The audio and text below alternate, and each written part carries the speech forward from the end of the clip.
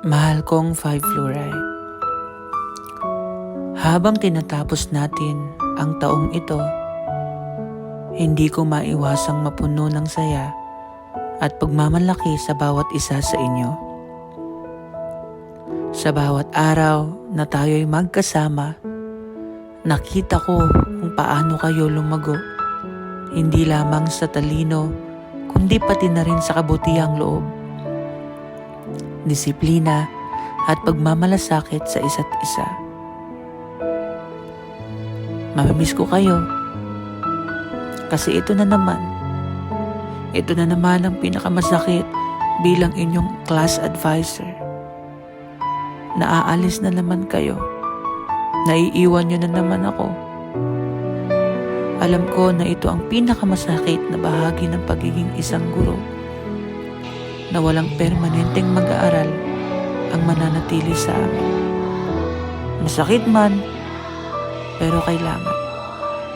Kailangan dahil may mga pangarap kayo. May mga pangarap ang mga magulang ninyo. At ang pangarap ninyo ay pangarap din namin, na matupad ang mga pangarap ninyo. Kaya handa na kami. Handa na kaming i-let go kayo. Galingan nyo sa mga susunod na kabanata ng buhay ninyo, ha? Lalo na sa inyong pag-aaral.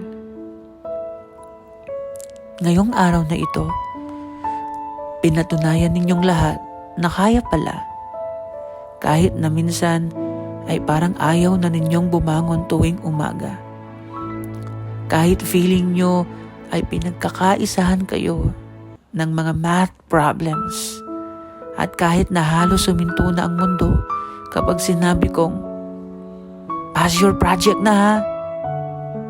Ngayon na yan, due date na yan ngayon. Hindi na ako mag-a-accept bukas. Nandito kayo. Natapos nyo. You made it. Nakapag-comply kayo. Alam ko, hindi naging madali ang school year na ito. Ilang quizzes ang hahalos ikalagas ng buhok ninyo sa kaba. Ilang proyekto ang ginawang family bonding dahil buong bahay tumulong. Si Kuya sa coloring, sa pagsasearch ng mga assignment ninyo. Si Ate naman sa pagprinting. Si Nanay sa glue. At si Tatay sa pagbili ng lahat ng materyales. Pero sa kabila ng lahat ng yan, natuto kayo. Hindi lang sa science, hindi lamang sa asignatura ko, hindi lang sa Filipino o araling panlipunan, kundi ng tapang, tiyaga at diskarte. Ang grade 5 fluoride ay hindi lang sekta ng mga matatalino, masisipag. Para sa akin, kayo ay pamilya ng mga lumalaban. Minsan galit, minsan antok, minsan gutom. Pero laging present, laging may effort, laging may ngiti kahit may kaunting luha sa likod niyan kapag may surprise recitation. Kung may isang aral kayong dalang-dala, dapat palabas ng grade 5, ito ay ang hindi kailangang perpekto para maging matagumpay. Ang mahalaga, sumubok kayo. Humarap kayo sa mga pagsubok kahit mahirap, kahit nakakainis minsan. Kahit gusto nyo na lang sanang mag-lie down at wag nang gumalaw. At ngayon, nandito kayo, mas matatag, mas matalino, mas handa para sa susunod na kabanata. At syempre, mas magaling. Magaling na magtago ng kodigo during exam. Joke. O baka totoo. Grade 5 fluoride. Alam nyo, ang sarap nyong mahalin. Ang ingay nyo, ang kulit, ang dami nyong tanong. Pero yan ang dahilan kung bakit araw-araw, kahit pagod, Sir Dos, pumapasok pa rin ako ng may ngiti na masigla. Dahil kayo ang dahilan, kayo ang inspirasyon.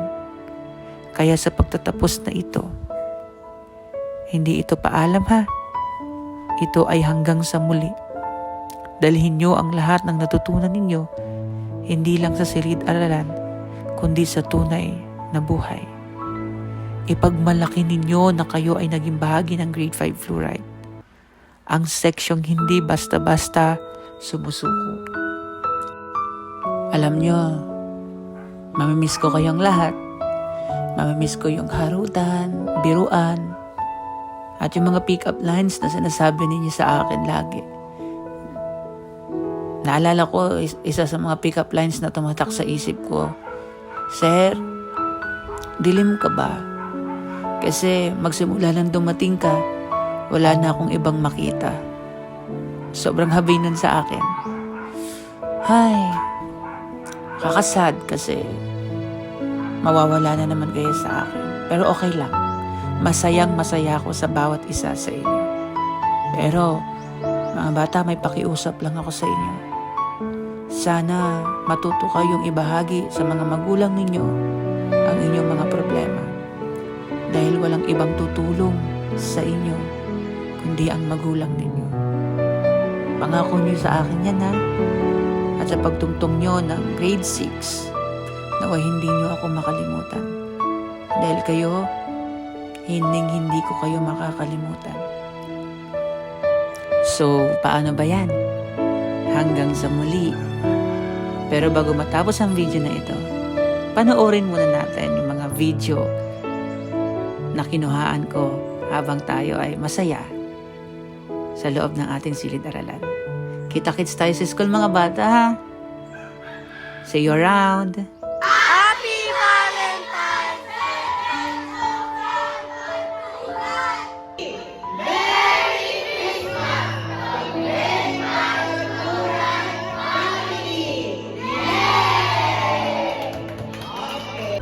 You said it again, my heart's in motion.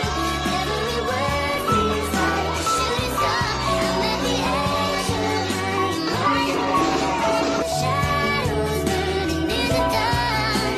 And I'm in love. And I'm terrified for the first time and the last time in my own. Grade 5 Fluoride, asin ba kayo? Kasi, I love you, anak. Next, sino na sunod? Wayne. Sige, si Wayne muna. Wala ka sagot dito, Wayne, ha? TV ka ba? Ano yan? TV. TV, bakit? Ikaw kasi lagi kong pinapanood. Wow! Next, sino na? Radyo ka ba, sir? Ano na? Radyo ka ba? Bakit? Ikaw lagi kasi pinapakinggan. Wow! Marunong ka ba sumalo? Marunong ba ako sumalo? Bakit? Nahulog na ako sa'yo. Bawal mahulog sa teacher. Alex, Giro. Ay, palis, may bawal din si Giro. Galingan nyo. Magagaling yung mga naunang nagkakanta. Saging ka ba? Saging pa ako, bakit? Sinasigas na ako sa'yo. Wow! Kasi nadulas na ako sa'yo. Kung ang saan ay para sa light, at ang moon para sa night, alam mo bang ako na si Mr. Right? Sir! Ah, Dilim ka ba? ano na? Dilim ka ba? Dilim? Ah. Bakit? Kasi nang dumating ka, wala na akong makitang iba. Nalimig ka ba? Bakit? Kasi pagkasama kita, bida ang saya. Wow! Akala ko kasi pinapita ka. Alex? Sir, sinahin ka ba? Oh, bakit? Kasi pag iniwan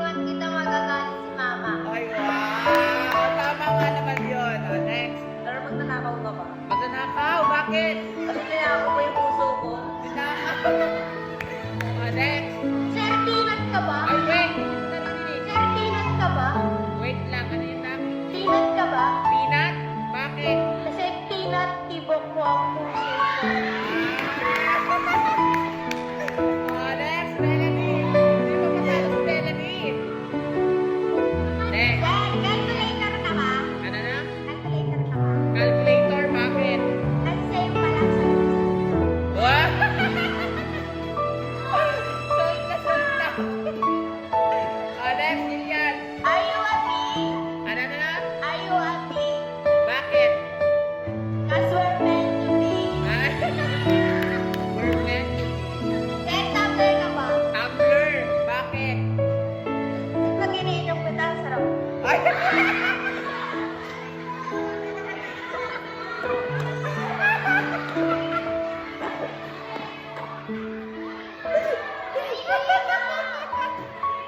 Ay!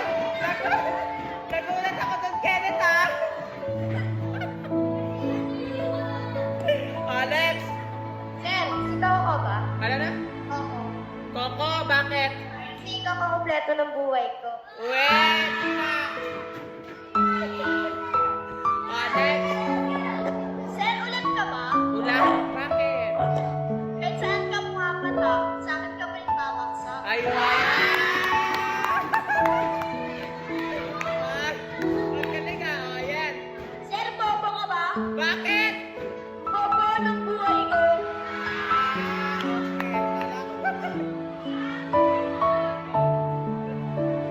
Alex! Sir, time traveler ka ba? Time traveler ka ba? Bakit? Kasi nakikita na ito sa kinabukasan ko. Wait! Ano ba naman? Alex! Traveler ka ba? Ano na? Traveler ka ba? Tumbler? Traveler? Ano? Rubber? Traveler, bakit? Kasi pag sa panaginip ko nakikita kita. Wait! Ano yun, Alex? Jose Sarren, balance sa you're the handsome boy I am. Wow! Alex! Sir, Christmas tree ka ba? Bakit? Kasi ikaw lagi nakikita ko tuwing Pasko.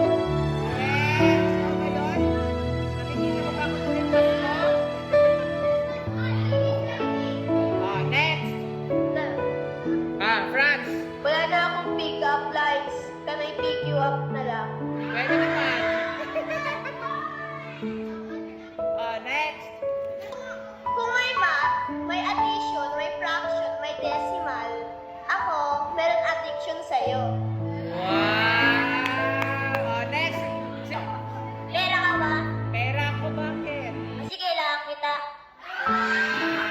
Okay, sir. Makto ka ba? Makdo, bakit? Kasi love kita. Wow! Alis kayo. Grabe, sobrang saya natin nung araw na yan. Yun ang hinding-hindi ko makakalimutan kasama kayo. Mga bata, narito ang video na nagpaiyak sa ating lahat. Naway magbigay aral ito sa inyo upang mas maging malakas, matibay ang pagmamahal ninyo sa inyong magulang. Tara, sabay-sabay nating panoorin. Mahal ko, anak. Naalala ko pa nung una kitang kasilayan. Maliit, mahina, ngunit sa'yo umiikot ang aking mundo. Sa unang iyak mo, ako ang unang lumapit. Sa unang hakbang mo, ako ang unang pumalakpak. At sa bawat pagbagsak mo, ako ang unang sumalo. Pero anak, habang lumilipas ang panahon, unti-unti mong tinatanggal ang kamay kong dating higpit mong hawak. Unti-unti mong pinapalitan na kaya ko na tay, na ako na lang tayo. At ako, tahimik na nakatingin, pinipigilang umiyak dahil alam kong darating ang araw, lalakad ka ng mag-isa. At darating ang araw, hindi mo na ako tatawagin sa gabi para tabihan ka sa kama. Hindi mo na kaya, hindi mo na ako yayakapin ng mahigpit sa umaga. Ang kwentuhan natin bago matulog, unti-unti lang mababawasan. Mas marami ng oras para sa eskwela, sa kaibigan, sa pangarap mo, at sa isang iglap, hindi ko na namamalayan. Binata ka na. Dalaga ka na. At anak, darating ang araw na hindi mo na ako laging kasama. Uuwi ka ng pagod mula sa paaralan at minsan hindi mo na akong pakuntuhan. Darating ang panahon na mas gugustuhin mong mapag-isa, na ang mundo mo ay mapupuno ng sarili mong pangarap, ng sarili mong desisyon, ng sarili mong buhay na hindi na ako kasama. Pero anak, naiintindihan ko yun. Dahil ganyan ang buhay. Ganyan ang buhay paglaki.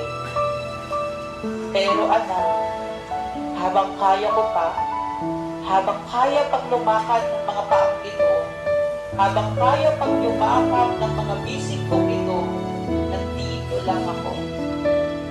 Kaya kung may gabing gusto mong umiyak, kung may araw na gusto mong bumalik, kung sa isang saglit ay pakiramdam mong wala kang kasama, anak, nandito lang ako. Kahit anong mangyari, hindi ako bibitaw. Hindi ako lalayo. Dahil kahit gaano ka pakatanda, ikaw pa rin ang munting sanggol na inaawit-awitan ko noon. Ikaw pa rin ang batang tinuruan kong bumilang at sumulat. Ikaw pa rin ang anghel na minamahal ko ng higit pa ng buhay ko. At anak, dumating man ang araw na hindi mo na ako makita, kung isang umaga wala ng tinig ko sa pagkainan, kung dumating ang panahon na hindi mo na maramdaman ang yakap ko, huwag mong isipin na iniwan kita. Dahil sa bawat haging lumarampi sa pisngi mo, naroon ang hapdos ko. Sa bawat awit na marinig mo, naroon ang tinig ko. Sa bawat tahimik na gabi, sa bawat bituin sa langit, naroon ang pagmamahal ko. Hindi mawawala, hindi maglalaho. Dahil anak, habang may buhay ako, at kahit wala na ako sa mundo, mahal na mahal pa rin kita. Mas mahal pa kita sa buhay ko. So napakaganda ng mensahe, no? Goodbye, Fluoride!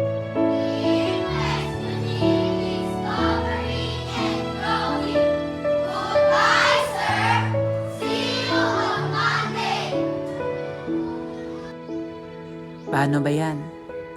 Wala nang Monday. Wala na kayo. At wala na ako. Kaya ang dinadasal ko lang na sana matupad ninyo ang mga pangarap ninyo sa buhay. This is Sir Dos, your class advisor, 2024 to 2025, is officially signing off. Paalam, mga bata.